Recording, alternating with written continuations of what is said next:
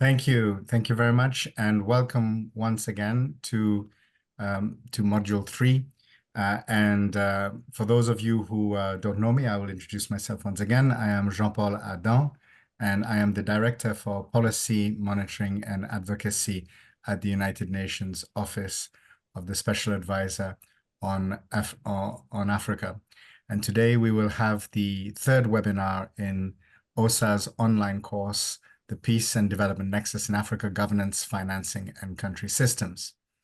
And in today's session, we will be covering the topic of sustainable financing requires control over economic and financial flows. And this session builds on our discussions in modules 1 and 2, where we explored the integral roles of governance and sustainable financing in Africa's development pathway. So Module 3 shifts our focus to the critical challenge of managing and controlling Africa's economic and financial flows. While financing sustainable development is essential, the capacity to retain and effectively allocate resources is equally important. Uncontrolled financial flows, such as illicit financial flows or IFFs, inefficient public spending, and tax system weaknesses remain major obstacles to achieving long-term growth and resilience. The themes we will discuss today emphasize solutions to these systemic inefficiencies, drawing from policy recommendations and practical strategies for better financial governance. These strategies align with the Office of the Special Advisor on Africa's vision for Africa's self-reliant development. In particular, I think we all can understand that we are facing a very difficult moment in terms of multilateralism globally. This means that processes for mobilizing of additional finance through official development assistance or even through multilateral development banks has proved challenging up to now. We still need to unlock these streams of finance, and we look forward to the Financing for Development conference that will be taking place in June and July 2025, where we hope to make progress on these issues, as well as the ongoing discussions and negotiations that are happening in the context of the IMF and the World Bank for the reform of the international financing architecture. But one of the key aspects that we need to address is African countries' capacity to mobilize their own resources and to ensure that the policy and governance environment is appropriate to strengthen their capacity to do so, and therefore make the most from potential sources of finance that can be explored. So in today's session, we will be exploring the policies to curb illicit financial flows and address trade mispricing, because one of the most rapid ways in which Africa can mobilize and African countries can mobilize resources would be to prevent flows that are already exiting the continent, in many cases linked to the extractive nature of industries and the lack of control that governments sometimes have on these industries. Secondly, we'll be looking at approaches to strengthening public finance management and enhancing fiscal efficiency. So this includes how the allocation of resources at a national level can be used to invest in priorities for sustainable development, but also address priorities aligned to Agenda 2063 of the African Union. And thirdly, we will also consider alternative financing mechanisms, such as, for example, being able to mobilize institutional investors, such as pension funds within the continent, to be able to invest in African priorities, or the development of carbon markets as innovative paths to sustainable financing. All of these three elements on their own are simply part of a bigger picture. And it is important that we understand that there is not one solution to catch all sustainable financing issues. It is rather building an ecosystem of interlocking financing mechanisms, which then provide countries with the ability to mobilize their resources effectively. And we hope that this can also be considered in the context of integrated national financing frameworks, or INFFs, which is a process being undertaken in a number of countries facilitated by the United Nations. So to allow countries to have a better view of potential resources that can be mobilized, domestically as well as through partnerships internationally. As usual, in terms of the webinar, we will start with our panel discussion. And this will be followed by question and answers, where participants will be able to ask questions specifically to the panelists. And I would also urge you that even while the discussion is ongoing, please use the chat freely to share your questions or comments, because this will also help to inform the discussion. So we will take the first part of our discussion for 1 hour to answer some of the questions that are featured in our guiding questions, and after which all participants will have the chance to contribute through comments or also to ask questions. Our panelists today bring a wealth of expertise on the various themes that I have mentioned, and they will share insights into actionable strategies for controlling financial outflows and improving financial governance.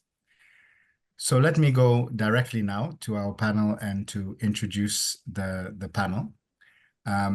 We have with us Deka Musa Rage, one of my colleagues working at the United Nations Economic Commission for Africa.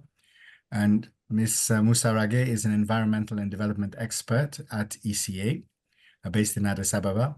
She has also held key roles at the United Nations Development Programme, UNDP, and as an advisor and technical expert to government ministries in Djibouti in various areas, including energy and natural resources.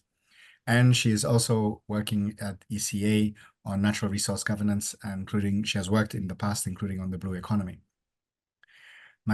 The second panelist is Mr. Bartholomew Armour, my former colleague also working at ECA, and he's the former chief of the Development Planning, Macroeconomics and Governance Division at UNECA, and specializes in structural transformation and inclusive growth. And he will provide us insights into policies for tackling illicit financial flows and enhancing macroeconomic stability. I hope we have also been joined by Mr. Thierry Watrin, who, when we just started, he had not yet connected. I hope he has done so since. And he works at the United Nations Economic Commission for Africa, supporting the work of the Sustainable Debt Coalition. But he also has extensive experience in sovereign debt management, climate finance, and public investment strategies, and formerly was working in the Ministry of Finance of Rwanda. And we will discuss with him innovative financing mechanisms and how they align with sustainable development objectives. Finally, we also have Ms. Elizabeth Agatin, who is the Principal Secretary of the National Planning Department within the Ministry of Finance, National Planning and Trade in the Republic of Seychelles. Ms. Agatin unfortunately could not be with us during the webinar because she had travel that was changed and was scheduled at the same time that we are having this webinar with you. However, she has kindly supplied a few recorded responses to questions that we had provided, and which we will play during the panel discussion to offer further perspectives on issues such as carbon markets, illicit financial flows, and also managing government budgets and processes and mobilizing resources around the blue economy. We'll proceed now to our questions, and our initial subject will be looking at tackling illicit financial flows. And I will start with my colleague Bart, and I'd love to hear from you, Bart, from your experience and the work that you have done. How do trade mispricing and base erosion and profit shifting, otherwise known as BEPS, how do those issues contribute to illicit financial flows? And what policies can African nations adopt to mitigate these challenges? Thank you, and good morning or good afternoon to those that are listening in.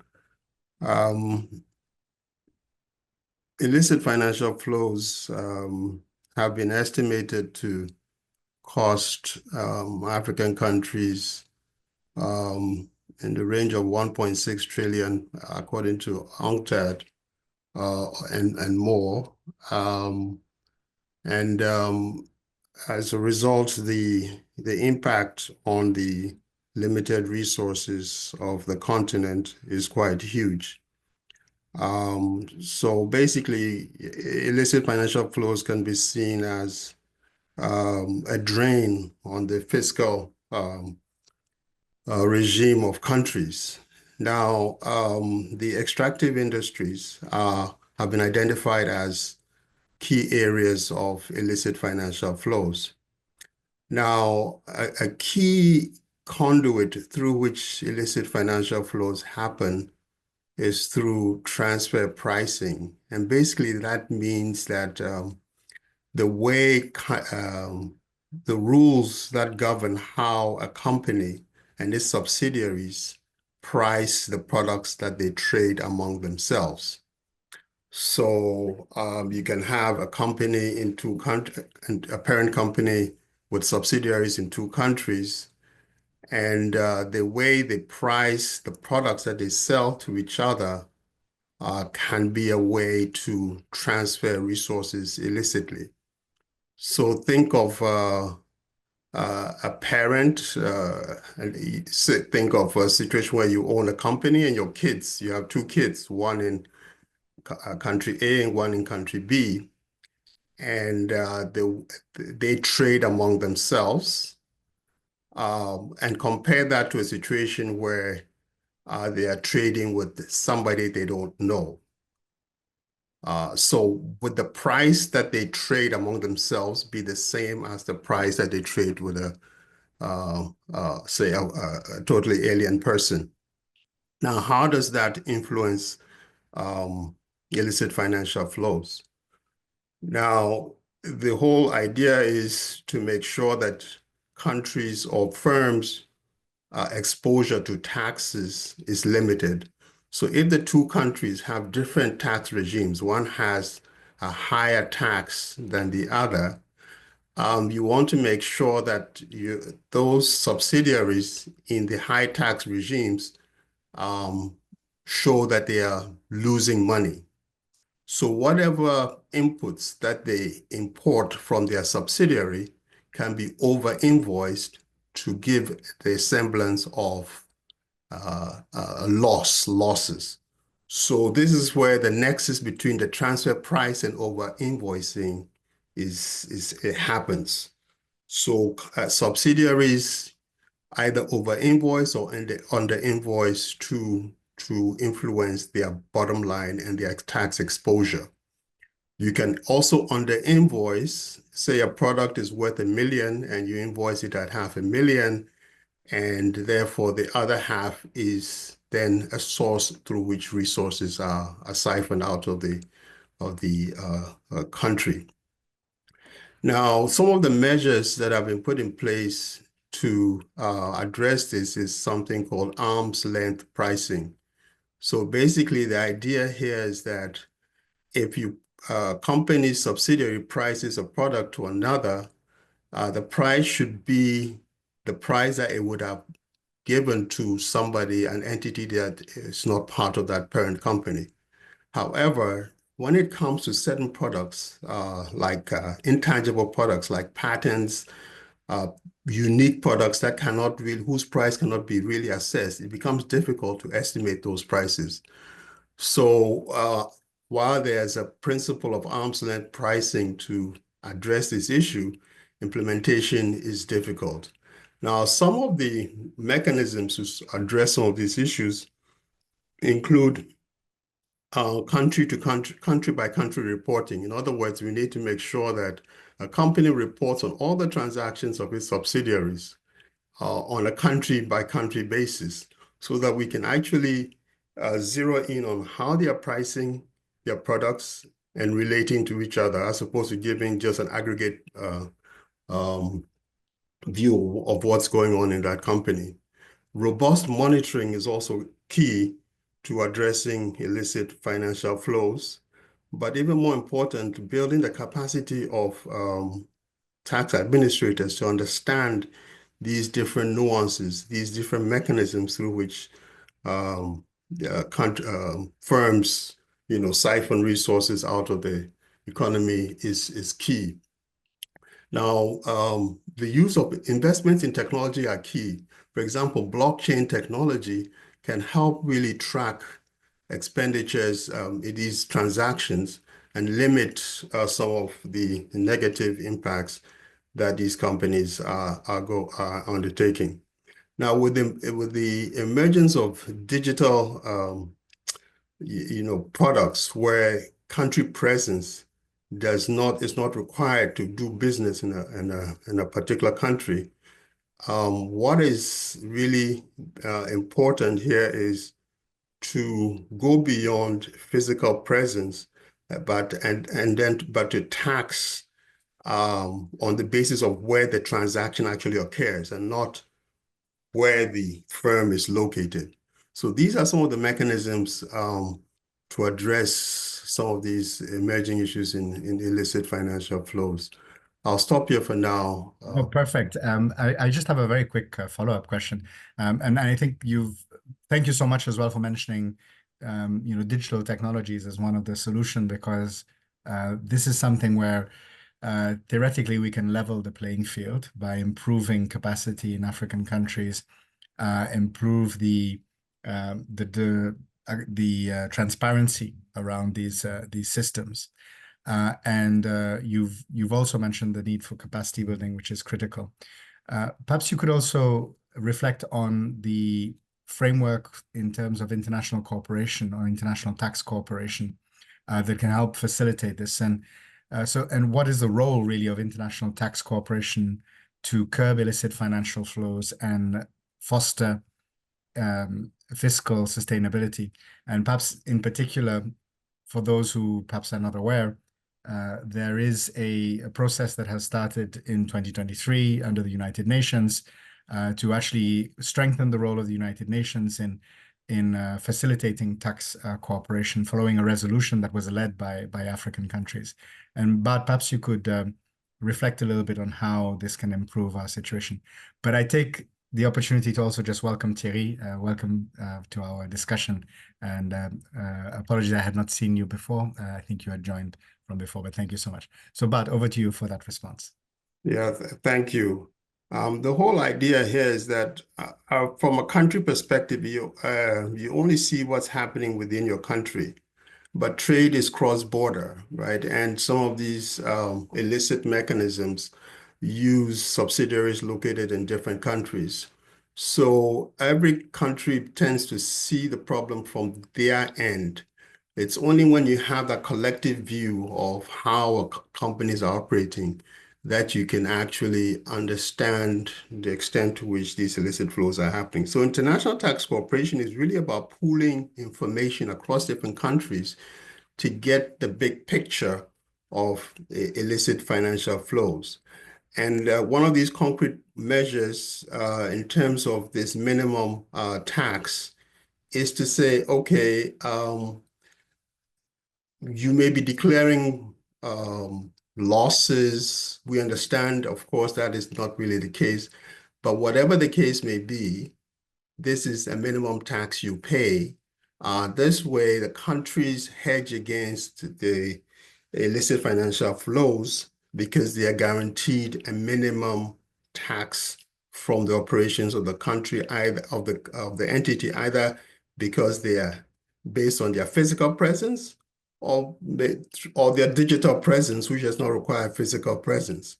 So international tax cooperation is really addressing the gaps, the information gaps that are experienced by countries acting alone, but by pooling that information together, you get a bigger picture and it helps to really address these issues. So IFFs is not has country implications, but the solutions go beyond the country because of the global nature of these multinationals and the way they operate.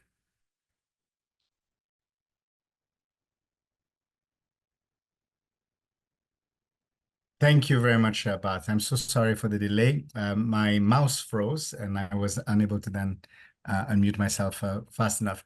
But we will now go to we will get some responses from Elizabeth through a recording, and she will respond to two questions.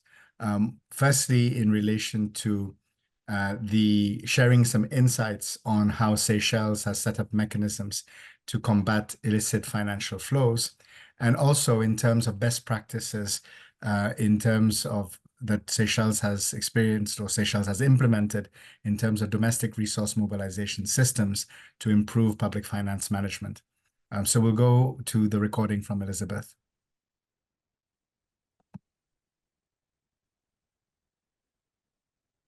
Seychelles has actually undertaken extensive legislative and administrative reforms over the past 5 years to combat illicit financial flows and also enhance financial transparency, reflecting its commitment to international standards and best practices. I think that legislative and administrative reform is key when we speak about combating illicit financial flows. So these measures that has been taken over the past 5 years aims to actually strengthen the country's legal framework so as to improve detection and also prevention mechanism, and like I said, ensure compliance with the global AML and countering the financing of terrorism standards. So we have a few legislative reform that has happened. So we have the Anti-Money Laundering and Countering the Financing of Terrorism Act in 2020. So the act, along with subsequent amendments which came into place, basically aligns Seychelles' legal framework with the FATF recommendations to effectively prevent, detect, and combat money laundering and terrorist financing activities. In 2020, we also enacted the Beneficial Ownership Act, whereby requirements for the identification and verification of beneficial owners of legal entities and arrangements were introduced. And it also established an up-to-date register of beneficial owners housed in a centralized BO database to actually promote transparency. More recently, we have the Virtual Asset Service Providers Act 2024 earlier this year, which came into force. And this provide a robust regulatory framework for virtual asset service providers so as to address potential financial crime and risk associated with virtual assets. We've also undertaken reforms to corporate and financial legislations, such as amendment to the Limited Partnership Acts, the International Business Companies Act, Foundation Act, and also the enactment of a Trust Act that mandates accounting information and transaction documentation to be maintained locally in Seychelles. In addition, we have the Custody, Management, and Disposal of Seized, Forfeited, and Confiscated Properties Act that came into force in 2021. And this basically strengthens the measures for handling proceeds of crime, therefore enhancing enforcement capabilities. And we also have certain additional legislative measures, such as enactment of the Associations Act, along with, like I said, certain amendments to the Prevention of Terrorism Act, Proceeds of Crime Act, as well as Anti-Corruption, the Anti-Corruption Act. All of that sort of bolster the capacity of the country to address the illicit financial flows. In addition to the legal legislative measures, we also have administrative and institutional measures that has been put into place. So we have a national AML and CFT committee, which is established under the AML and CFT Act. And this high-level coordinating body basically oversees the policy, legislative, and regulatory reforms related to AML CFT, and therefore it ensures effective implementation of these reforms. We also have the National Risk Assessment. So Seychelles conducted one in 2023, and this was to basically proactively identify and address risk related to money laundering and terrorist financing. And then we've had certain specialized assessment as well conducted as far back as 2022 on virtual asset, and this has resulted in the act. Virtual asset service providers and non-profit organizations, given that we do recognize that they are vulnerable to terrorist financing risk. We also have certain ongoing and future reform that the country is currently doing and planning to do. We are finalizing legislative amendment to strengthen the tax evasion provision, and also to improve transparency in nominee relationship.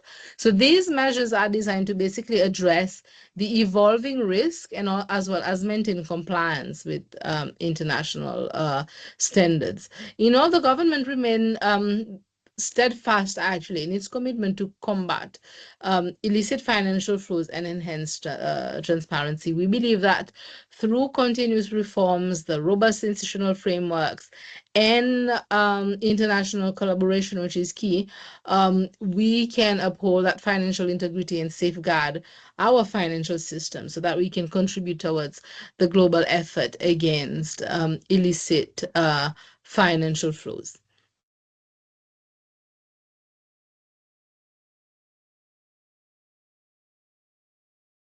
We've implemented significant policy reform over the years, whereby this was done with the aim of ensuring that we have a structured and sustainable approach to financing our development priorities. And a key feature of this reform is the strong alignment between planning and resource mobilization, both domestically as well as internationally, with all interventions closely linked to priority areas as outlined in the country's national development strategy.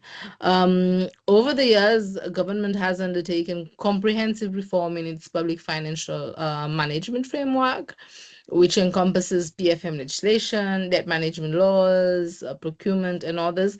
And these reforms have effectively strengthened the connection between planning and budget execution, whereby it has enabled clear projection of financial sources, our expenditure priorities, funding gaps, as well as sustainable borrowing strategies under a very structured debt management framework. Notably, what we have is a debt ceiling so as to ensure fiscal sustainability as we move forward. And I think we've also over the years appreciated the importance of fiscal discipline and prioritization. The importance of prioritization in resource mobilization for us was very evident in our response to the COVID-19 pandemic, when the tourism sector, a key economic pillar, was severely impacted by border closures. And the country saw itself faced with a budget deficit for the first time in years, in a long while. So we noted that to get through that, through strict fiscal discipline, careful prioritization of spending, and effective resource allocation, we were able to rebound swiftly in achieving a budget surplus within 3 years. Excuse me.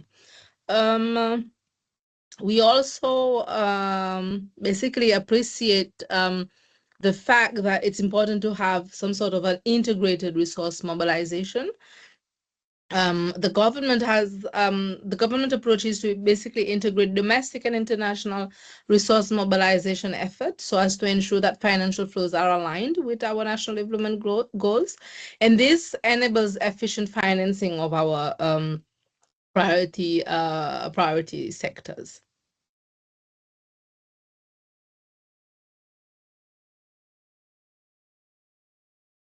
Thank you very much. I'm sorry, my ability to click quickly on the unmute is a bit slower than I would have liked, but I hope this has been very useful in terms of seeing in practical terms how a country has used, in some cases, for example, legislation. I will very shortly just post a link in the chat that provides details on some of this legislation for those who are more interested in the specifics of those kinds of legislation. But ultimately, I think the approach has been to focus on the way in which countries can control their flows of finance and then link that with the priorities of that particular country. I will now proceed to my colleague Decca. Decca, thank you very much for being with us, and for a number of you, I think you will see that Decca is an additional panelist, but someone I think who can bring some very interesting perspectives. And we'd like to hear from you, Decca. How can improving public finance management and addressing inefficiencies in tax systems strengthen Africa's ability to control economic flows, with specific reference to extractive industries? And I think this can help us address some of the points that are already emerging in the chat. Indeed. Thank you. Thank you very much, Jean-Paul, and thank you for having me, and greetings to all participants and my colleague speakers here online. Actually, you're right. Your question speaks to a comment I've just read from Chabalala in the chat box. Just to say first that actually our economies depends directly or indirectly to natural capital, including extractive sector. It means that extractive industries are such a significant part of many African countries' economy that are depending a lot on partnership with private companies that are exploiting their minerals and resources, for example. Here I can perhaps touch on some of the issues and illustrate with some examples in my experience in the extractives, whether it's from private sector or public sector. So I will just mention some of the issues we usually face. The first would be, I would like to mention here, is that stronger public finance management means that government can collect revenues more transparently and really efficiently. And if we want to tackle existing inefficiencies, countries will capture a fairer share of the wealth generated by their resources. The first example I would like to give is related to what I call the perverse incentives countries might provide. I have experience in countries where tax exemptions were provided to mining companies. And for example, you would receive requests for clearance to import products. And once I to see food items or furnitures or V8 cars included in that have no any relation to the activities itself. And in that specific example, I can just say that the amount that the government was able to collect in tax revenue by just reviewing these documents were evaluated in millions US dollar, which is that's just one specific case. But if you consider that this is received several times a month, you can imagine the amount that can be collected in a year time. So the law enforcement here, I would say, is really one important item, and it doesn't require much needs. The second aspect that really quite important, and let's say first thing first, is really at the negotiation step, at the beginning of engagement in the extractive industries. A lot of the revenues is missed opportunities are coming from the fact that the contracts are poorly negotiated at the beginning. I can mention the fact that we often don't do the due diligence required before engaging in these type of contracts, which end up sometimes by giving license to some juniors that would probably use it to leverage more resources on the markets, while the country or the government could do this, avoid these intermediaries and negotiate better the incomes for the country. The second aspect, and my colleague Bart mentioned about, is related to the transfer pricing and mispricing that happens. And actually strengthening tax audits, and the legal framework that goes with it would be really important.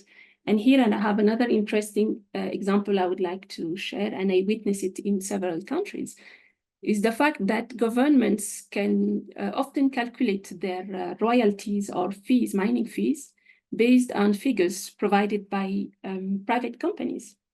In a specific situation, doing random checks concluded in the fact that the quantities or the concentration of the mining ores that were due to be exported were far below the values the company was communicating to the government. In other words, the government, by just investing a little in laboratory capacities or in tax revenue authorities, was able to collect much more royalties. And a way to start this consists in training people and investing in some technology, as Bart mentioned earlier. A third is the fact that in the boom side of the extractive, it's really interesting to invest wisely the resource coming, the wealth generated by the extractive industry in key areas, infrastructure, education, and health. And I'm mentioning that because sometimes we can see in countries some mismatch between the government strategy and actually the civil society perception of the extractives. And it's really important here for me to build the public trust by showing people how resource wealth is being used to benefit them directly. A last point, and probably the most long-term oriented one, is African countries must lead on thinking beyond the GDP and the way extractive industry weight into it. And today, the prices of commodities are, from my understanding, not really reflecting the environmental cost that goes with the extractive industry. And if you have to accommodate that in the coming years and in the green transition ongoing, one can see an increase in the critical minerals and that are most needed in this transition.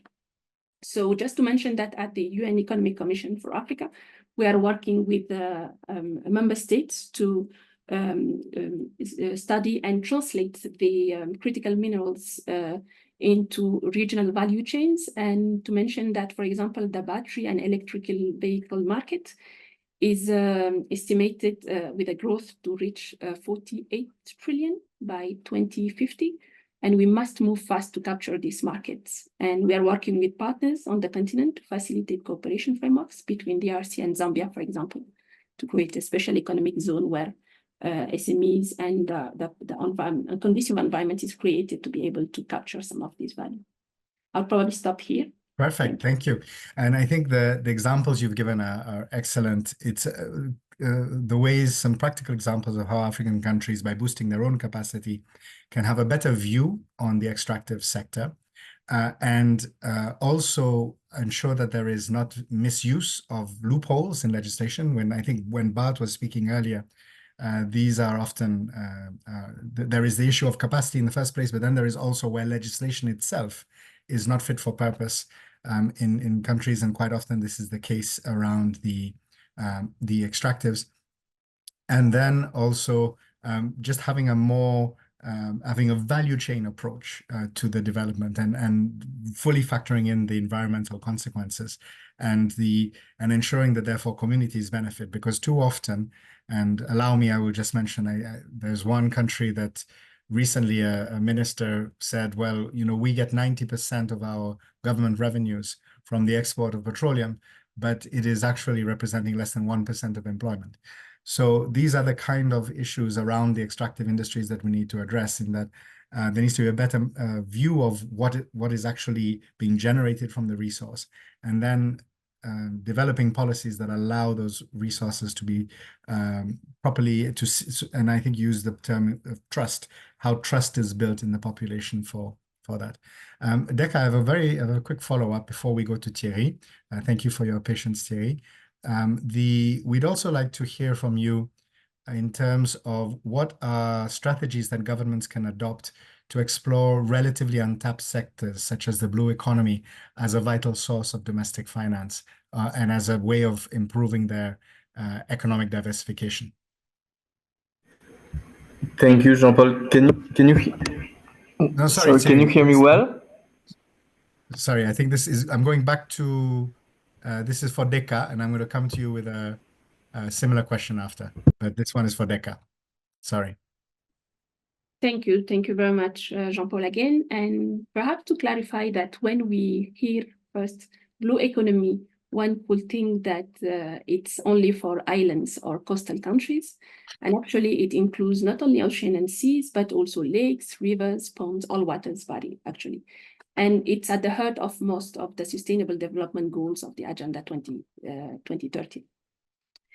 So in that aspect, they should deserve a better recognition. And we at the UN Economic Commission for Africa, we are supporting some member states to assess better the resources related to this sector and conducting, I would say, developing a comprehensive strategy. Actually, it all starts with the statement of a clear vision. So once a country would like to tap into the blue economy sector, it would be interesting to start with conducting sectoral assessments to identify the potential areas.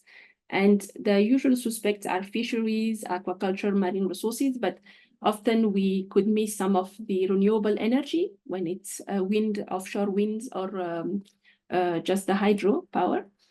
The touristic area, and it can goes up to the blue diplomacy or seafarers when it comes to the workers that could provide remittance for some countries.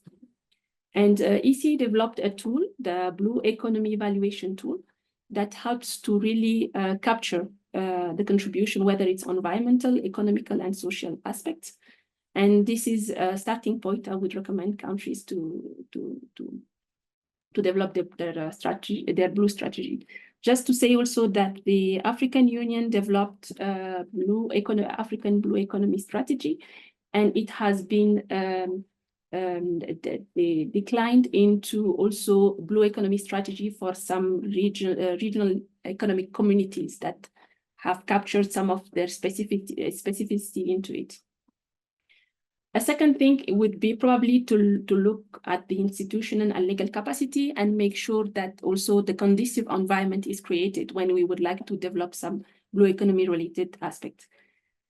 And the blue bond as well, because that's some of the natural resources we often don't look at, and we look at the forestry and the inland potential, but not the blue related one. And on this aspect specifically, now that the COP29 just concluded and it ended up with a shortfall on the finance required to really combat climate change, we know that carbon market, it's an area of really importance for the continent. And it's really important in that aspect to leverage the blue economy ecosystem, as it represents huge opportunity, much more than we have in the green aspect, land related one. Thank you. Access to innovative finance. No, carry on. Sorry, I thought you had. No, just to conclude that, just to come back on this access on innovative financing, issuing blue bonds is can be really of use for some the African nation that has specific maritime or marine resources project they could leverage. And in that aspect, ECA's UN Economic Commission for Africa is also working on the Great Blue Wall initiative that include Western coastal countries are in the Indian Ocean, and it's a way to leverage the resources that are actually regional and ensure that we have continuity of the strategies and the action implemented on the marine resources. Thank you, and I'll stop there. Well, thank you so much. I think the point that the blue economy is not just it's a whole of the continent approach, including, for example, the importance of trade. Even countries that are landlocked depend on oceanic trade, but then also there are the resources internally within the countries, the freshwater resources, the rivers, the lakes, all of which have a great importance. And it's something which is perhaps sometimes underappreciated in terms of its value. And we'll link that to Thierry and to build on these questions that Deka has responded to. And thank you very much for your patience, Thierry. We'd like to hear from you in terms of what potential do pension funds in Africa have in terms of facilitating intra-African investment. Please share with us any examples if you have any, or also what needs to be done to facilitate this investment within the African continent by institutional investors. And secondly, how can we help develop carbon markets as an untapped financing source for African countries? Over to you, Thierry. Thank you, Jean-Paul. Can you hear me well? I had some mic issues. Perfectly. Okay, excellent. First, thank you for inviting me to this roundtable. I think it's quite interesting to link taxation, blue economy, and sustainability in the sense of having pension funds and carbon markets to direct investment. It's more of comprehensive approach to financing development in Africa. When Deka speaks about improving public investment management and what it can bring, it resonates with what Bartolomé and what Seychelles have done, actually to set up and implement concrete solutions for to fight or to combat tax avoidance. Because how do you fund the budget in the Ministry of Finance? You use national revenue. National revenue mainly comes from taxation, corporate taxation, VAT, and personal income tax. From there, you have a potential to finance your budget, but you have other pouches of money. One interesting chunk of money that you can find is pension funds. Pension funds, how are pension funds financed? Through employment, direct and formal employment, having employers putting cotization into a fund, which is then redirected within Europe, within their own funds, and not Europe or developed countries, as you could see from transfer pricing. We see that transfer pricing goes mainly toward Western big corporation, and the goal of a pension fund is really to use local funding for local development. That's the first strength, I would say, of pension funds on how to develop a country. You have countries that used well pension funds like Norway, UAE, etc., using their own companies and employment to increase the size of the funding and using local investments, not looking for profit, like investing in the big markets, but reinvesting the money of your workers in the local market. An interesting example is Rwanda as well, with the Rwanda Social Security Board, which used 6% actually for employers to capitalize and finance the fund. And they're now looking to increase the funding to 12%, which means that each company would put 12% of cotization per capita to really increase the size of the fund and make it as well sustainable. Africa is the fastest growing middle income class. You have 70% of Africans that are under 30. And this population, they have an aspiration. And the role of pension funds is to respond to this aspiration. About the carbon market, it's a global and parallel conversation on using untapped funding beyond GDP. Descartes talked about UNECA's role beyond GDP. I like the concept of beyond GDP because it felt like we got trapped in our own economic dogma and we're unable to really go out of it. And it's great that the Economic Commission for Africa is able to take a step back and say, okay, this is how we should direct investment, and this is where we should look to find funding chunk of funding to diversify the sources of mobilization.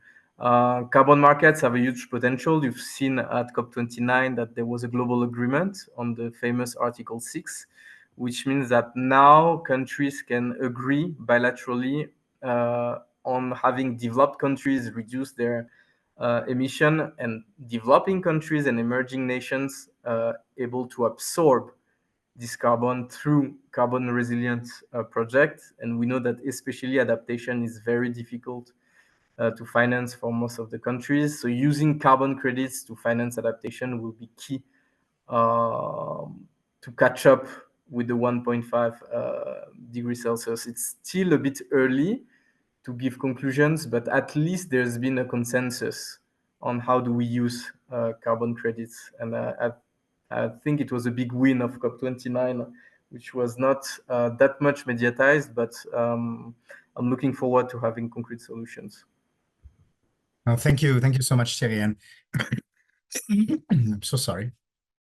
I think that the point that you made about pension funds, and Africa is going to be the fastest growing region as well in terms of the pension funds because of the demographics.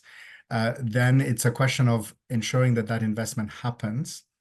It might be good, maybe as a follow-up, if you can also reflect a little bit on the question of risk around pension funds, because I know one of the challenges is sometimes these pension funds, even within Africa, they are tending to invest elsewhere because they are using a global risk analysis framework, which is not Africa specific, and therefore they are tending to invest, let's say, in treasury bonds that are issued in the US or in Europe, because these are seen as very low risk, whereas investing in Africa might be seen as more risky. However, real data is tending to show that I know there's a Moody's report from 2021, I believe, which actually showed that the default rate in African infrastructure projects is actually lower than even in Europe. But there is that perception that risk is higher. So I'd like you, if you could, to touch on that. But let me also ask the main question that we had wanted you to also to look at, which is to reflect on what are the policy considerations that are essential for integrating these mechanisms into the national development strategies. So how do we integrate these points that you've raised around institutional investment and around carbon markets into national development strategies? Thank you, Jean-Paul. Yeah, it's actually very good questions. It's interesting because it looks like we're not able, as African institutions and nations, to challenge the status quo. It's as if ourselves, we're seeing risk in our own investments. But if us, as Africans, we're not able to invest in our own societies, then who will, right? And that's a bit how we should change the investment paradigm, especially for pension funds. The specificity of a pension fund is that it's sovereign. So it means that it's for people to invest in their future, and their future of Africans is in Africa. So for me, we should really rethink how we see risk and how we see notation. I think that credit rating agencies need to reassess the African premiums, and it was something that the executive secretary of UNECA, ISGATT, spoke about during the last General Assembly of the UN. It was a real call for action, and the call for action is for African nation as well. Like, how do we develop for ourselves a comprehensive rating framework that takes into account our specificities and disrupt legends? I read the report you were talking about default in infrastructure, and there is one that was done, if I'm not wrong, about World Bank, saying that emerging markets implementing rate is similar to the infrastructure implementing rate in Europe. So there's nothing in the West. So there is nothing. It's the same, actually. Speed is the same, risk, just that we tend to have this perception twist that we need to challenge. And in the end, it's a question of sovereignty for me to rethink the investment of pension funds. Yes, and could you reflect on how to then integrate this into national development strategies so that we maximize the impact? Yes, thank you, Jean-Paul. I think there should be a minimum percentage of pension funds being invested in Africa and in local national markets. For me, it does not make sense to have an exposure for pension funds in Western instruments. So that should be an easy win. Then you have the whole financial architecture rebuilding. And yes, Gatete spoke well about it. We need to rethink risk and investment, because pension funds and carbon credits are not the only instruments that we need. We know that, for example, we're missing $2.8 trillion for next decade just to decarbonize economies in Africa. And that was the whole challenge and the call for action that we had during COP29. And I did not actually introduce myself, but I'm leading the Sustainable Debt Coalition, which is an initiative that was launched at COP27 under the Ministry of Finance of Egypt's leadership. And the simple goal is to reposition debt from a barrier to a tool for sustainable growth. And we will develop innovative instruments like climate debt resilient clauses, debt for climate swap, sustainability linked bonds, and disruptive initiative to really help countries to go out of what we hear often, the too little, too late. We're receiving billions, whereas we need trillions. At country level, we need billions and receive millions. So there is a 1 to 1,000 factor which is missing, and the goal of the SDC is to really disrupt that and propose concrete solutions for countries. Thank you so much, Thierry. And you've also covered a question that I had around that already. So I really appreciate that, because one of the biggest outflows for African countries currently is their debt servicing payments. And the recent OSAA report on debt showed that African countries are on average spending twice in 2024 on debt servicing than they are, for example, investing in healthcare investment. So using these mechanisms that you have mentioned to try and make debt more sustainable are going to be very important. And the control of resources is about managing the outflows, which means managing the debt exposure. It does not mean not taking on debt. And in fact, one of the other myths that I think it's important that we address is that, yes, of course, there are some African countries that are in debt distress, but there are a number of countries that also still have space to do that, to take on a debt. And in some cases as well, the development of debt through domestic markets, financial markets, can help actually stimulate the local economy and value chains, which links to the other points. So we are reaching the second hour where we will prioritize questions and comments from our participants, but we do have one more recording from Elizabeth, which will be fairly short, which I would like to hear first. And thank you to everyone who's put your points, your questions, your comments in the chat. These are really excellent. And we will address those, but please also raise your hands if there are things that you would like to, maybe you may have already posted in the chat, you may have another question, if you would like to further clarify what you have said, or if further responses since have meant that you want some additional details. Please feel free, just raise your hand and we will give you the floor to ask your question directly, but we will also cover those questions in the chat. So before we do that, though, we will have one more response from Elizabeth, where she will speak to us from the perspective of an island nation, which has a vast economic exclusive zone. And they will share information on what Seychelles has done to explore the potential of carbon markets and what impact it could have as a source of financing of national development priorities.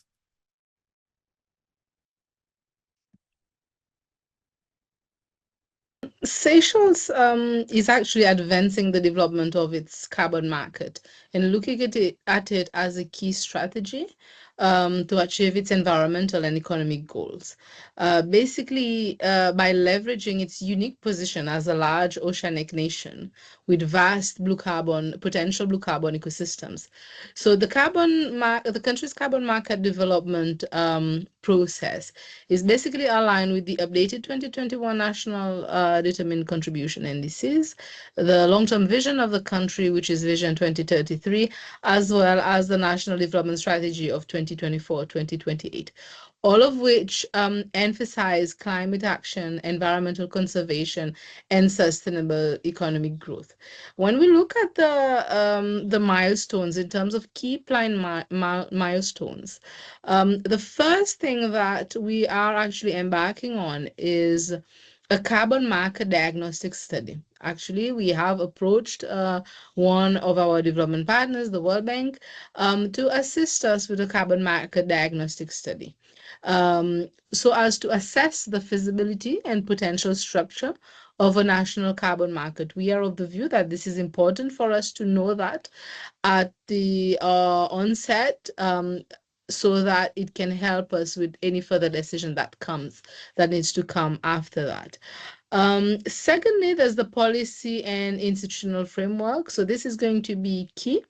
At this point in time, Seychelles is developing a blue carbon policy with support from the Commonwealth as well as SECAT.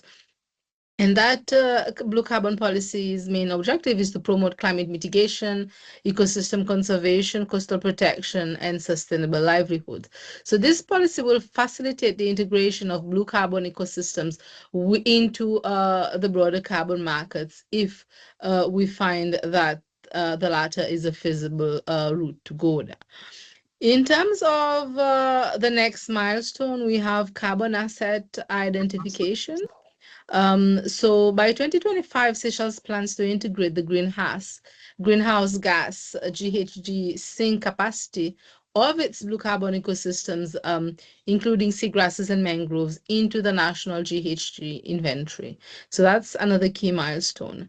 We also have the ecosystem protection target, whereby the target is to protect at least 50% of seagrass and mangrove ecosystem by 2025 and 100% by 2030, while we establish that long-term monitoring framework.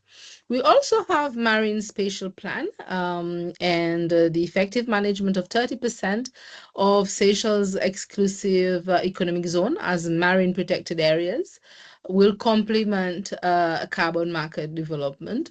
As you may know, Seychelles has declared 30% of its EZ as marine protected areas.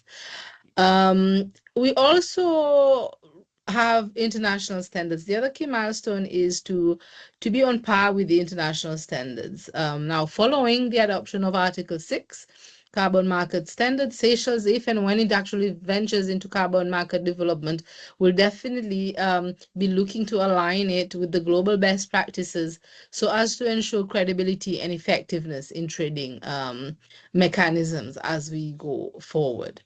So that's a little bit in terms of the milestones.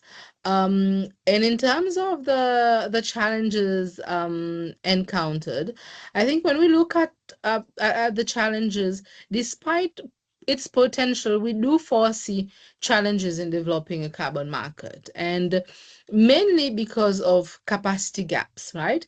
We have limited technical expertise in that domain currently, and as such, given that limitation, with it comes insufficient policy guidance, and that hinders a little bit of progress. So it brings me back to the diagnostic study I referred to earlier, and this is one of the main reasons why this diagnostic is important for us, to actually help us establish this framework, the feasibility and all. In addition to the capacity gaps, we also have the issue of awareness, right? Because the limited technical expertise equally translates into a low awareness, and unsolicited requests regarding carbon markets at times also creates certain hesitancy in that space. And also, one potential challenge is the initial cost. We foresee there might be certain high upfront costs for setting up frameworks and conducting ecosystem assessment, and that can be a potential barrier. So, in all these other milestones and the challenges that we foresee when we look at the carbon market development in Seychelles. Thank you so much once again to all of our panelists for these interventions. And we will, and I think Elizabeth's comments on the development of carbon markets in Seychelles, I think, are instructive as well, especially emphasizing the need for capacity building to maximize those impacts. So we have some questions already emerging in the chat. I think Tande and Pezu, you gave some excellent questions about supporting countries to strengthen institutions to address illicit financial flows from Tande. And Pezu has also, and you've focused on the extractive industries. And I think while these have been touched on, I will invite Bart and Deka maybe to further elaborate. And and from Pezu, how can international tax cooperation contribute to creating a fair and equitable international tax system? But you addressed that a little bit in the context of that minimum tax, but perhaps you could further reflect on those two questions. By the way, you can also ask for the floor to ask those questions, but Bart, Deka, so I'll start with Bart and then with Deka, and we'll go through the others as well.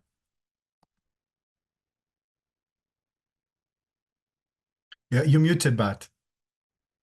Sorry. I'm pleased it's not just me that is struggling. Yeah, on international tax cooperation, I think there are at least two areas that I'd like to touch on. One is the harmonization of tax policies, so as to ensure that multinationals cannot exploit differences in tax regimes, and to really shelter some of their profits from high tax regimes and move them to low tax regimes. So there's a need for that kind of harmonization because it creates these loopholes. Secondly, the information exchange agreements, automatic exchange of information, which that requires that entities report on their activities in the country. So international tax cooperation can really help enforce that happens. But there's also the issue of implementation of those agreements because it requires access to certain software, certain technical capabilities to ensure that African countries can actually get that information and produce that information for sharing. So that's an important area. So really capacity building and technical assistance in those areas are important.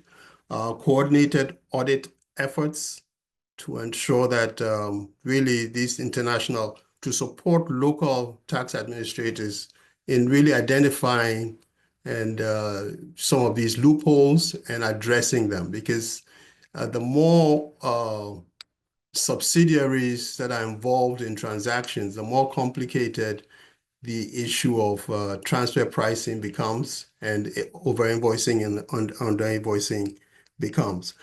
But also, when resources are siphoned out and stolen, how do you get them back? A country alone cannot do that. I mean, Nigeria has done some good work in recovering stolen assets, but it requires the international communities to be part of that process. So again, really tax capacity building and identifying loopholes, and then also putting in place measures to retrieve stolen assets are critical.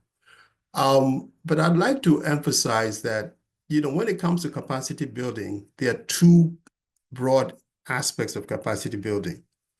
One is providing the technical knowledge to do the right thing, to identify these areas. That assumes that those who have that technical ability will use that technical information and capacity in the interest of the country. But it is possible that those technical skills can be weaponized and used to actually reinforce illicit financial flow. So beyond technical capacity building, there's really the need to resensitize, create the kind of awareness and commitment to the socialization. I think agenda is critical in this respect. So I think that we need to also start from our own education systems. The value systems are critical because I liken it to giving a weapon to an individual to either defend their country or to use it against their country. So let us really look at capacity building from two aspects. I think in several cases, some of our countries have capacities, but the capacities are used in ways that are not in the interest of the country. And I think part of that is also really the perception that the resources and the revenues that are generated in the country, the extent to which they're actually used to promote socioeconomic development. So basically, if we alienate our own people in terms of their commitment to their own nations, then they become assets for these international entities to exploit our own country. So I think that's another dimension we need to look at. Thanks a lot, Bart. And Decca, from your perspectives. Thank you very much, Jean-Paul. Actually, Bart touched based on many of the aspects. I will just start with his last point. It's really important from my personal experience as well to strengthen really the governance aspect and not just strengthen the capacity of individuals, but build really systems that will last beyond individuals. maybe what I can add on is the UN tax cooperation framework help in a better sharing, information sharings that will help into, for example, better transparency in contracts, and that will help countries maybe to ensure that they capture a fair value of their resources, and rather than losing it for more in a complex, avoidance schemes. The second point I would like to add, and that perhaps would really help, is on setting guidelines, and that would really help countries also to have proper guidelines that we were mentioning that will help them to get a fair allocation of the tax rights that are generated from this industry globally, and mobilize more resources from it. I don't know if that would be enough. Thank you. That's the short and sweet is good. Thank you so much, Deka. And I think both of you have emphasized this aspect of developing the capacity and ensuring that the resources that are mobilized and are properly allocated. This links me to another question that came up in the chat, and I'd like to see if Dr. Robert Akatia Arma would like to perhaps take the floor to further reflect on that question, because I think it's an excellent question. Dr. Robert Akatia from WFP.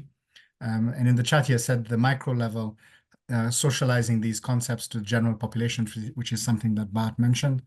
But the question I thought that was very interesting from that is when local governments may support tax exemptions in the name of economic growth, because sometimes they have the perception they don't provide the exemption, the company doesn't come. Maybe I could go to Deka first on this one, and then, but Dr. Robert, I see you there. Let's hear from you, because I think you can share some thoughts on that. No, thanks. And I think you've kind of asked the question already. But it's always a question for me of, do the people in our countries understand what these tax regimes are and why they should be contributing to raising local revenue vis-a-vis these conglomerates coming in and working at the executive level where they get these exemptions.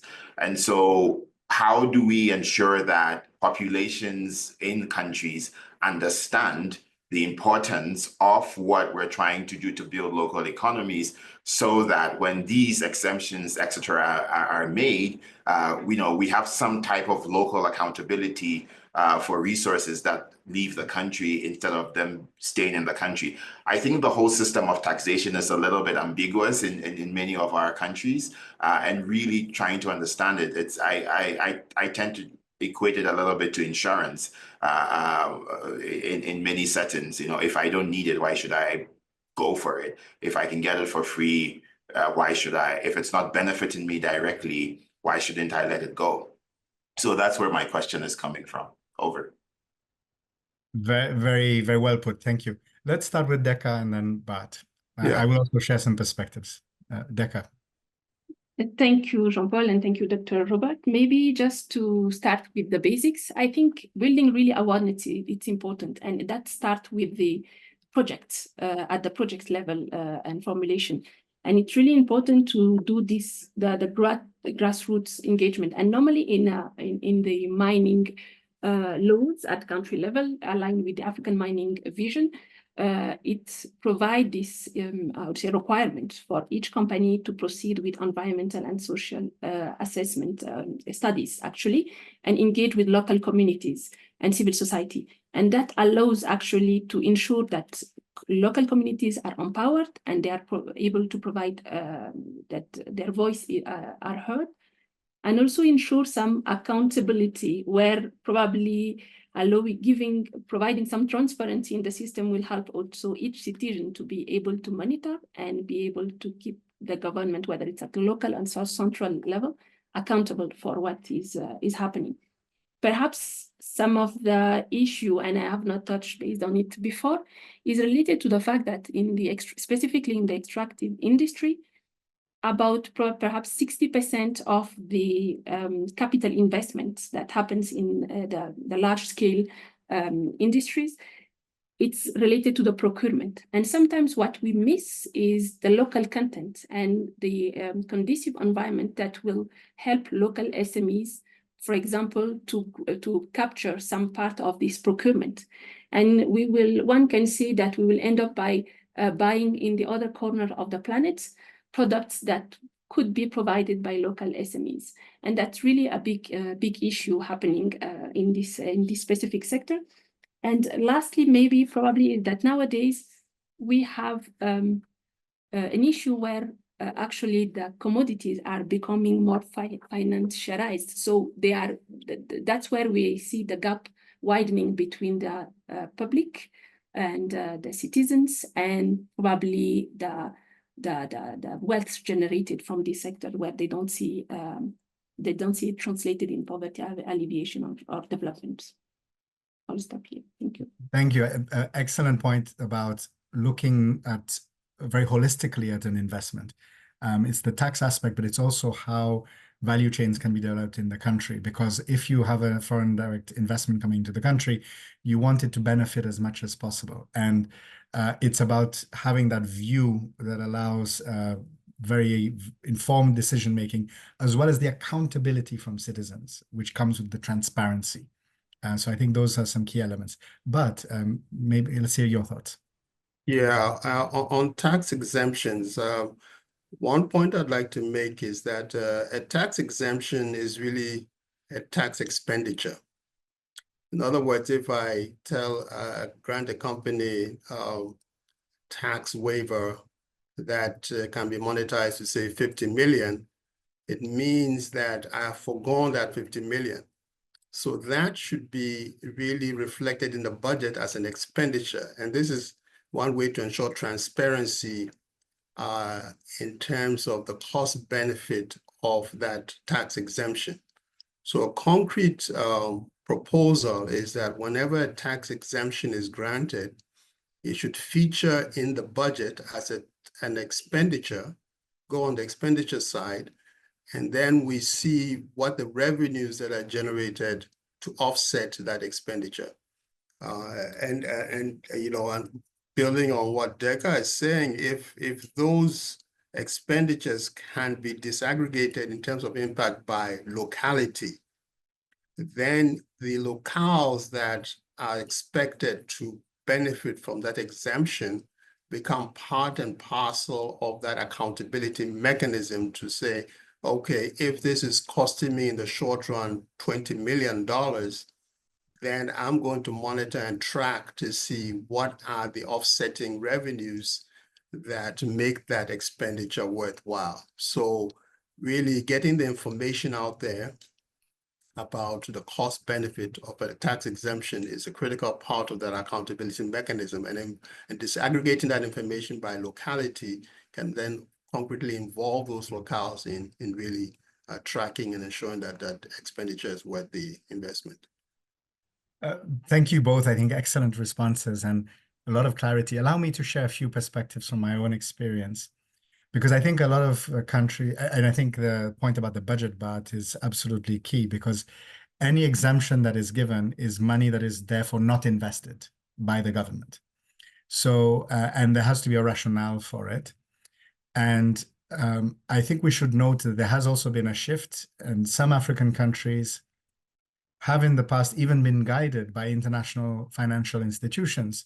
They've been encouraged, you know, in sometimes ease of doing business index that was issued by the World Bank actually looked at the cost of doing business relative to taxation.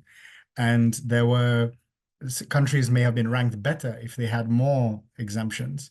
And now this has changed because there's an understanding that exemptions, particularly in the long term, create lack of accountability because they are difficult to track. That's why the budget aspect that Bart is mentioned is very important. If you exempt and then you don't know what's there.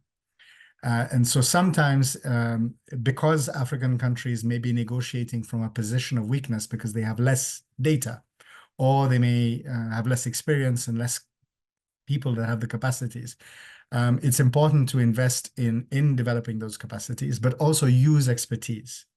And that includes using expertise from the United Nations in some cases, or from other development partners, or even just recruiting expertise to be able to get advice on best practices. And I served in the Seychelles government, and some of the experiences that we had was where we had given exemptions in the past, how to claw back those exemptions is hard. But there are things that can be done, and using the exchange of information clauses is a very, very good one, because you can get information on the company from their home country, assuming that that country is also participating in the exchange of information. And increasingly, this is the norm. So the likelihood is that that is possible. And using that to then improve the negotiating position and to ask for essentially then claw back on exemptions. Secondly, the other aspect is that where exemptions are given, to avoid exemptions that are zero. If you have a reduced amount, at least you're getting something, and then you also have a picture to then compare flows over a period of time.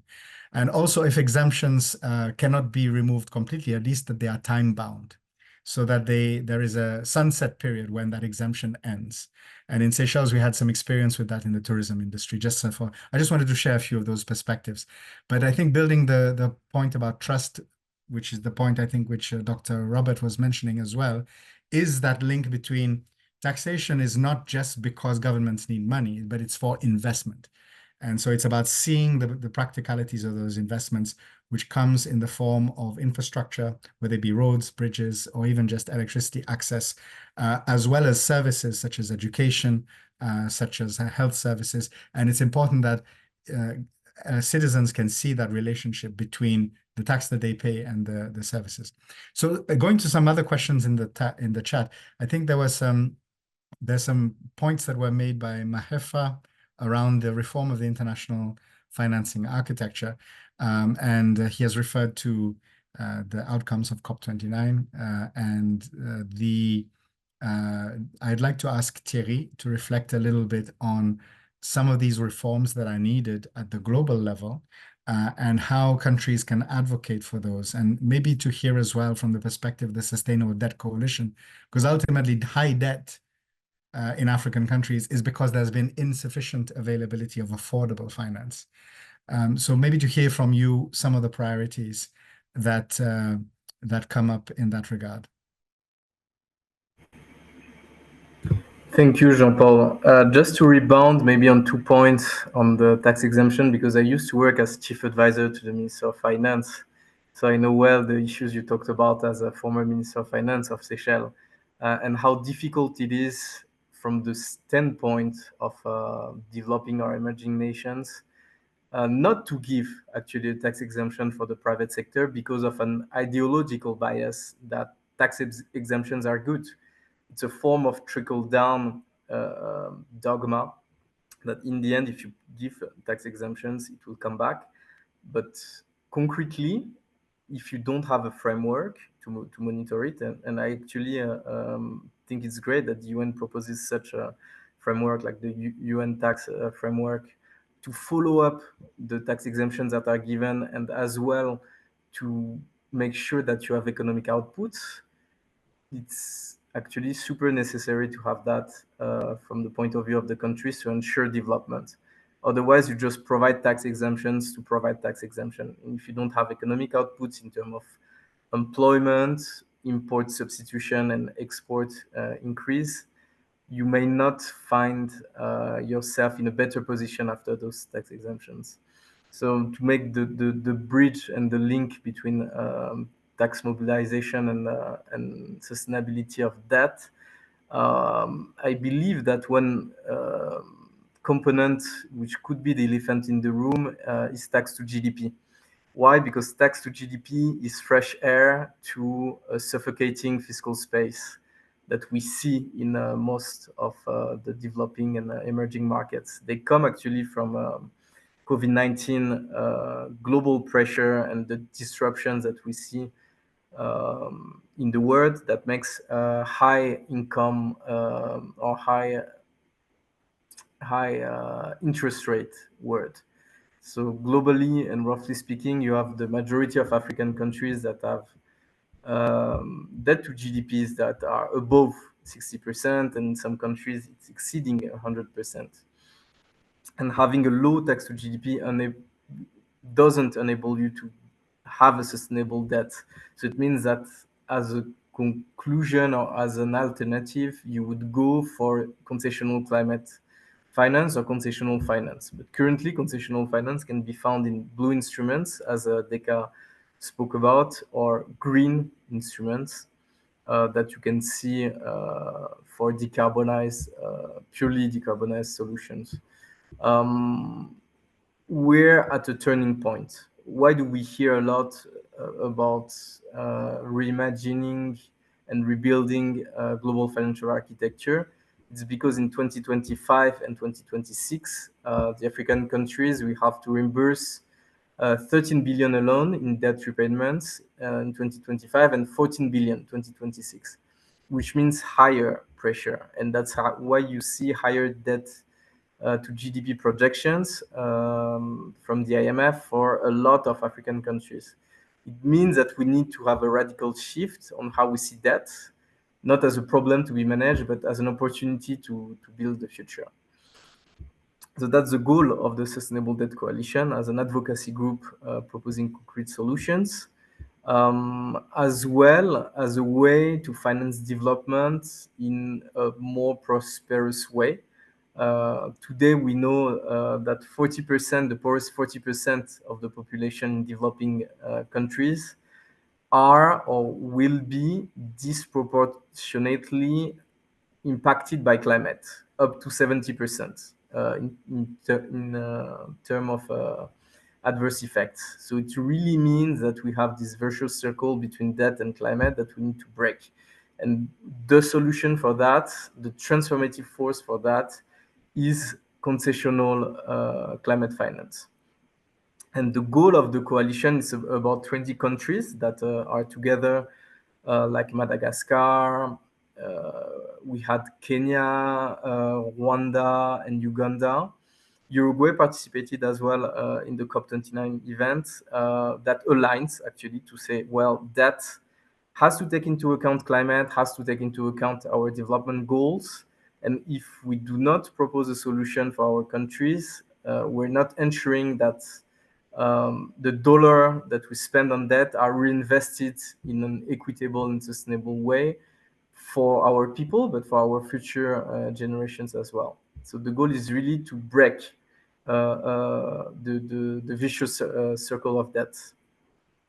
No, thank you, Thierry. And I think that that's one of the fundamental issues is that essentially African countries take on debt to finance development priorities, but then the cost that is, and then external shocks increase that cost over time, and you end up in a vicious circle because the fundamental issues of externalities, in particular climate, are not being addressed. So that turning that vicious circle into a virtuous circle is absolutely the priority. So I've got two comments here. One which is from Ibiba Odili. On what role would the rule of law, enforcement of laws and policies play in curbing illicit financial flows in African countries? So it's very much how we enforce the law, which sometimes is a challenge.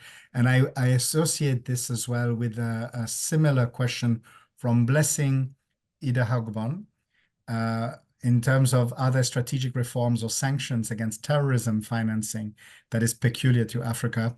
What are the enforcement strategies and how do we bridge the gaps? And they gave the example of a minister who was indicted in an FBI report in relation to terrorism financing, but has been allowed to continue in office till the end of the administration.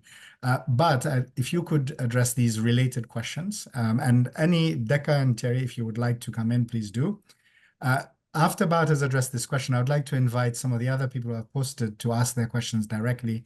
I'd invite Peter Quest to come in after. And I think there's a very interesting comment as well from, just let me get the name in a second, Matodi Malope, if you can come in afterwards with your questions. But Bart, please answer in relation to the enforcement of laws around IFFs and tackling terrorism financing.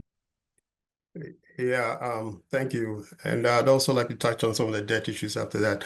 But on enforcement, Please do. No, not a problem. Yeah, it really boils down to the commitment, because you can have all the systems in place, but you know, if judges pronounce sentences that are not you know, commensurate with the crimes, if the governments are complicit, you're not going to get that. So I think one way to look at it is two scenarios where there is commitment. The rules need to be explicit, clear, and to involve civil society in really, you know, identifying the crime. So the first thing is, first, you should be able to identify that the crime has been committed or that there's an illicit financial outflow. So sometimes there's really a gray line between tax avoidance and tax evasion. Some of these ways that, you know, monies are siphoned out can legally be, you know, they may be legal, but they are not ethical. So that when it comes to enforcement, it's really about tightening the loopholes. But where there's a clear violation of the rules, the legal systems need to be aware of the issues so that they can make the appropriate pronouncements. And there needs to be follow-up and execution and implementation of so you need to have the rules, the laws and legislation in place to commensurate to the crimes that are being committed. And that requires a proper understanding of how these crimes are being committed. So that level of sophistication comes back to capacity building. But once that is done, the commitment to follow through, which then relates to the issue of complicit, because sometimes we assume that we're just victims, but sometimes we're actually complicit in these illicit financial flows.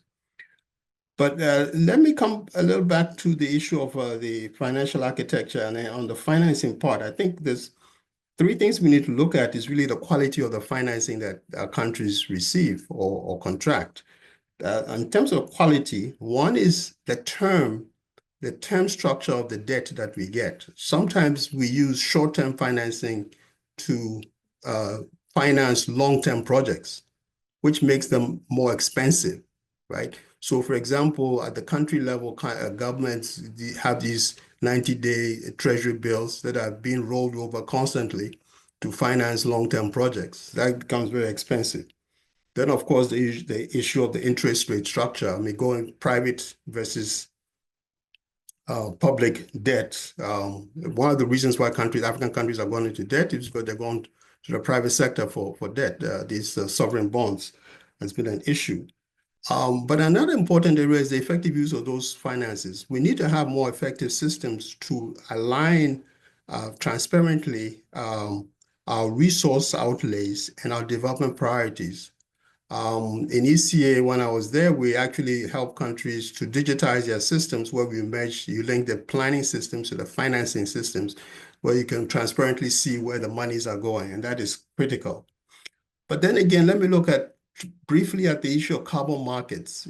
And really, one issue I want to point out is that these, of course, you know, the way carbon credits are generated are when a country develops a carbon offset project, meaning a project that either ensures more efficient use of energy, removes carbon from the system, sequestration, and a lot of these projects in Africa tend to be afforestation projects.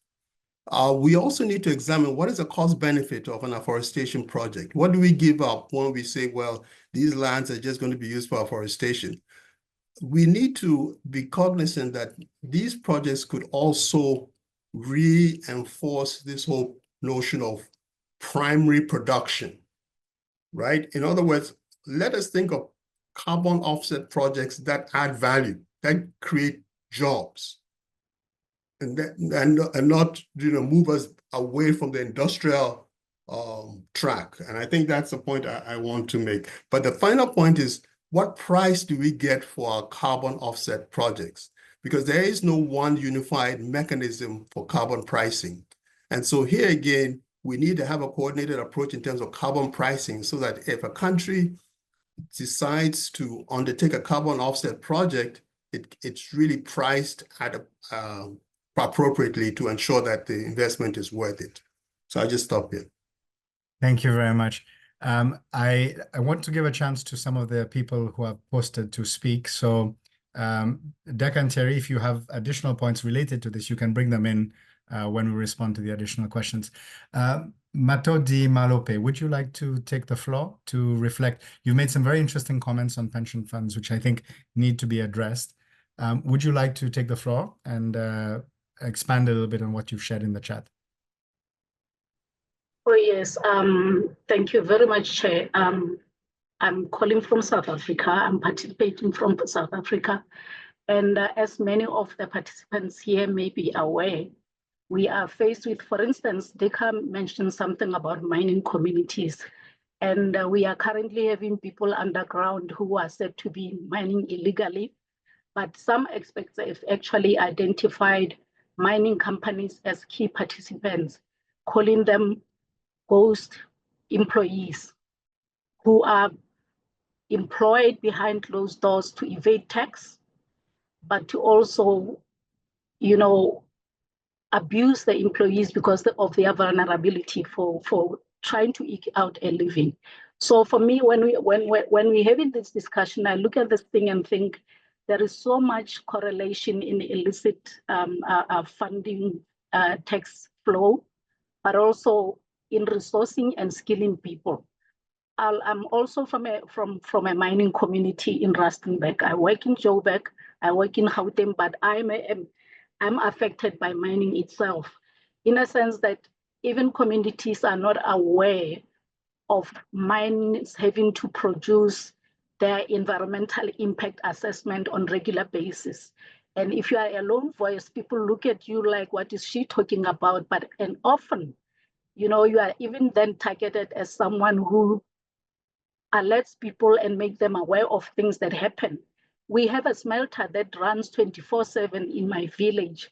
And I keep asking, have we done a research to check how many people are now affected by this when it comes to, respiratory infections, for instance, the quality of the water that we consume and everything else that comes into that. And for me, really, it's this discussion just brings in so many things that I think when we talk about tax, illicit financial flow, but also when we talk about young people, we were talking about using pension. I immediately realized that with my country having stated that 70% of our young people are unemployed, if we are saying the 30% that's employed, for instance, some of them are academics, some of them are professionals, and most of the young people in this continent, I've observed, they aspire to leave the continent. So where are these taxes going to be coming from? If most of the people now who we're looking at in growing and developing the country are actually looking out there. And I know Dika said, let's make the environment attractive for people to want to stay. But the question is, how do we do it? If all what we are interested in at times is to be seen to be politically correct, but also to be seen to be looking at the global interest than domestic in trying to balance the equation. Thank you. Thank you. Some excellent points. I'd like Decca to respond to this, but I will go for one more question. We'll take all of the questions and then we'll respond covering a number of areas. I'll come back to all three panelists. Peter Quest, would you like to, you've put a few points, a few comments and questions in the chat. Would you like to take the floor and share with us some additional ideas and questions?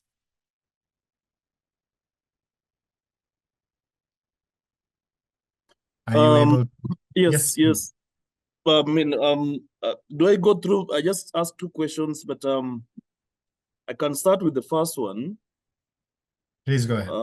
Let me just go back to it. And yeah, how can African countries strengthen governance framework to simultaneously address peace building and sustainable development goals? In the case of Kenya, for instance, you realize that most of the violence that are being caused are related to mistrust in governance and leadership of a nation. And any sustainable peace-building processes have actually been hijacked by political influence. And a number of this instability have caused a lot of the country focusing more on political rather than on development. And I do believe that if there is a way some of the experts can highlight some of the maybe strategies the government need to put in place in terms of neutralizing politics and focus rather to development, that would be very critical for growth, mostly in East African countries. If you look at our neighbors in Somalis, in Ethiopia, the issues of peace has been one that is actually being seeked for South Sudan. And these things keep moving from one country to other across, especially in East Africa. So there could be perhaps a possible strategy to sustain peace. Either could be on development focus or could be more on partnership, or maybe the leadership of Africa Union maybe perhaps need to step in at some point to mediate and of course refocus. Maybe the role of the UN, because Kenya has a very peaceful working relation with the UN, and I think recently we had a meeting with Stephen Jackson, the head of UN in the country, in terms of public service transformation, the GNZ issues that came up with, and what the UN could do, and the partnership that can be established. I think those are some of the things that perhaps some of the experts can be able to highlight. Now, if you go to the second question on what lessons can be learned from successful peace development initiative in Africa to improve governance and financing models, is that I mean, when you look at the continent of Africa, we're still at a stage where we are at a development stage. Perhaps a little bit, if you were to compare countries that are doing well, I mean, one way or the other, I think democracy is growing at some point. Some countries have done elections. You talk about Senegal, you talk about Burkina Faso. There's some improvement in terms of good governance in place. But so much of these things need to be addressed. Then when it comes to financing models, I think there are still gaps, especially when I'm talking about in cases of Kenya, whereby that there are not very clear initiatives that are towards genuinely addressing issues of governance. I remember during the GNZ protest, our president was hard on the Ford Foundation, I think, at some point. So we're trying to see what is the best neutralization strategy that perhaps could be an incentive to build strong governance, because if our institutions are stronger, then we talk about development in long term. So thank you so much. Those are some of the feedback that I wanted to really give. Thank you. Thank you. Thank you to everyone, to Mathodi and Peter for those questions, and everyone who's participated in the chat. Colleagues and panelists, we will need to move towards a wrapping up phase. So I will ask each to respond to these questions for 3 minutes at most, so that we have time just at the end for just to close within the time that we've allocated. And I will start with Deka, then go to Thierry, then Bart. Bart, there is an additional question which is specific to Ghana in the chat. If you could also take up about, particularly in Ghana, about the small scale mining and how to address this. If you could touch on that, that would be helpful as well. But all panelists, you can address the different aspects of the questions that have emerged. But Deka, in particular, if you could maybe speak into the question of the managing of the mining. I think Mathodi's example, thank you so much for sharing that with us. It was really helpful, and we fully understand your difficulties, and it's a very useful example for us to use for that response. And Thierry, you may wish to speak a little bit about the pension funds as well. But all panelists, you can address any issues that we've not yet addressed, but a maximum of 3 minutes each. So starting with Deka.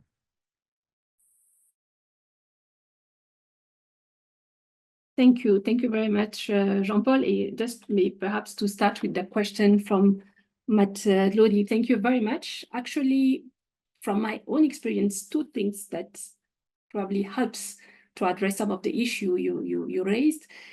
would be, the first is really collaborating with local communities. And you really mentioned we really need pioneers and some, how do you call it, whistleblowers that could really raise at early stage issues that might happen related to the extractive industry.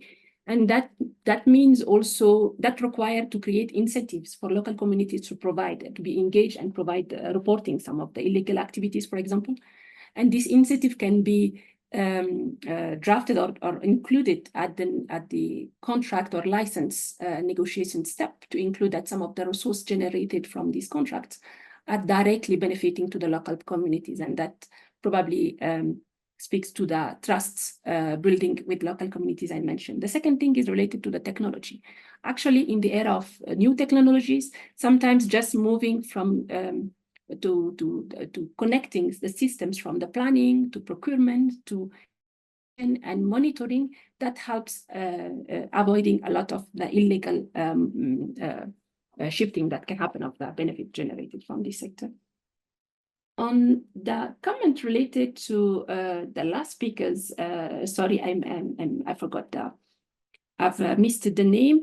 Actually, often natural resource-rich countries are challenged with also resource-driven conflicts or socioeconomic instability that needs really to be addressed.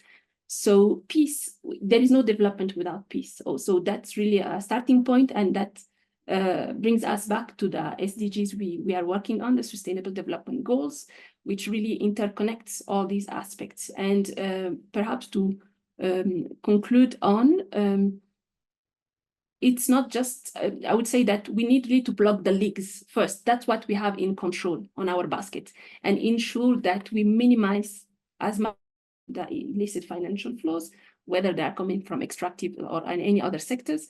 And we need to ensure that we reinvest the wealth generated from these sectors that to generate a lot of benefits. And JP, thank you, highlighted that actually, contrary to some of the perception we often hear, investment in Africa in infrastructure, in the example you mentioned, on average generates more returns comparably to other regions, and have also lower or fewer default rates. And this is really a crucial point to keep in mind. I will probably stop here. Thank you very much. Thank you so much, Decca. Thank you. And Thierry, over to you for in 3 minutes, if you can touch on some of the aspects around the pension funds in the context of there are people that are leaving the continent, but I think there's also the point of how the high unemployment rates. How do we address this? And it's not the same in every country, right? There are differences across the continent. And how can we really ensure that these institutional investments bring results? And please also, if you wish, if there are any final messages you would like to share around the reform of the International Financing Architecture, please do so. Thank you, Jean-Paul. Those are a lot of questions to respond in 3 minutes, but I'll do my best. About the pension funds, it's exactly what Decca said. You do not have any development without peace. The same way, you cannot have people staying in your country, especially younger generation, if you don't propose them a future. And how do you propose a future? Through sustainable development. The way to finance it can be pension funds, can be carbon credits, but in the end, it comes back to how do you make your budget as a Ministry of Finance, as a country, to finance your own development. So you cannot ask a country to maintain roads and to build water and access to electricity without a consolidated and comprehensive tax framework. And I think that makes the link with the UN tax framework, to be sure that you are able to have a strong tax collection capacity. In the end, Bartolome was talking about the arm length, the building capacity of people. I think it's really about that. And what we see that in Africa, on average, tax to GDP is 16%. In Southeast Asia, the former Tigers, they're over 20% tax to GDP. And in OECD countries, we see that tax to GDP is 34%, which means that the way to go for development is increasing the capacity to broaden the tax base. On the other side, about the Sustainable Debt Coalition and how you're able to go on the market to finance your budget and to finance your development, the number is quite impactful. 3.3 billion people live in a country where governments spend more on debt servicing rather than education and health. And being able to stay in a country for your children, you need to have education facilities, you need to have healthcare facilities. So it really comes back to a sovereign question on how do you finance development. And if you spend more on debt servicing than on your own common good, it's your own common good, then you're not able to give aspiration back to your people. It's really the goal of the Sustainable Debt Coalition. It's almost to bring back aspiration, bring back hope to those countries and to those people so that they can stay. And we need to have our African brains for development of Africa. So it's really a question, again, of development, sovereignty, and aspiration for African countries. No, thank you so much, Thierry, and everyone is perfectly aligned in time. But over to you for some concluding thoughts and to address some of the questions that have been raised. And please feel free to touch on any matters that perhaps you feel require a little bit more depth. You're muted, Pat. Yes, tackling IFFs is both a technical challenge, but it's also a challenge of political commitment and to enforce. While we need to focus on both. Thirdly, IFFs cannot be tackled from national level alone. It requires global cooperation because it's cross-border in nature and we're dealing with multinational entities. Now, there was an interesting question about Ghana's illegal mining, which is also a form of IFF, illicit financial flows, because these illegal mining entities are basically extracting these mineral deposits, and the funds are leaving the country. But at the same time, more importantly, it is the destruction on the environment. And this destructive nature is not only confined to Ghana's borders. Now several of the rivers are contaminated. These rivers also seep to other countries. So there is a transboundary dimension of this challenge. So the question then becomes, how do you address this? The question in the chat box said that, basically, how do you address these unstructured systems? Because this is really happening outside the legal framework. Now, there is no lack of policies in Ghana to address this challenge. There's a small-scale mining regulation in 2012, LI 2176. There are environmental protection laws. In 2019, the government introduced a national policy focused on enhancing artisanal and small-scale mining and the small-scale mining sector to formalize it. So if you look at how do you address this on a technical level, I mean, one can say, for example, why not, introduce drones to really monitor and track what's happening. This information can then be observed either at the locality where this is happening or more broadly speaking, at the national level. So this is one way of getting some kind of information out there. But this assumes that there's a commitment to do this. Even if you introduce drones, who's mining the drones? Where's this information going to? Who benefits from these activities? And unless we can address that question, the issue of institution building becomes moot, because really institutions are really habits. They are not buildings, they are habits that and value systems. And so if the value systems that are being, generated are controlled by the powers that be, then you have a problem. So I think that because this is also transboundary, we need to have a regional approach to addressing IFFs. So if the illicit activities of artisanal mining in Ghana affect Togo and the Ivory Coast and all the neighboring regions, then they have an interest in addressing this issue. So, my concrete solution is let's also have supranational. You can wrap up in 1 minute, Pat. Sorry. Supranational entities to address these challenges, where the national governments fail or where there's a failure at the national level. I'll stop here. No, thank you so much. Thank you once again to all of our panelists, and the depth, I think, of the reflections that you have provided, I think, is very useful, and I think helps us to have a practical view of many of the theoretical aspects that we have been discussing in this course.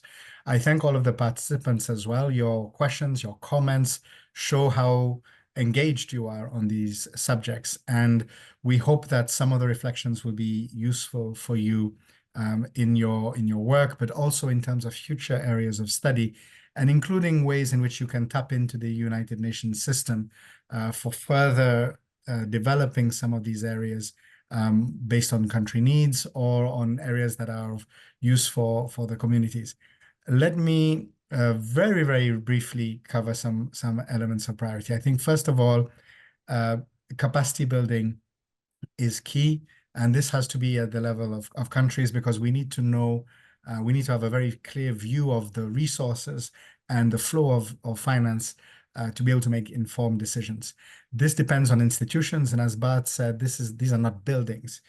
Institutions are ways of doing things that become habits, things that have become practice and second nature, and which then demonstrate accountability. And this has to happen at the country level, no matter whether there is reform of the international financing architecture or there is a financing available. At the country level, there is no replacement for building strong country institutions.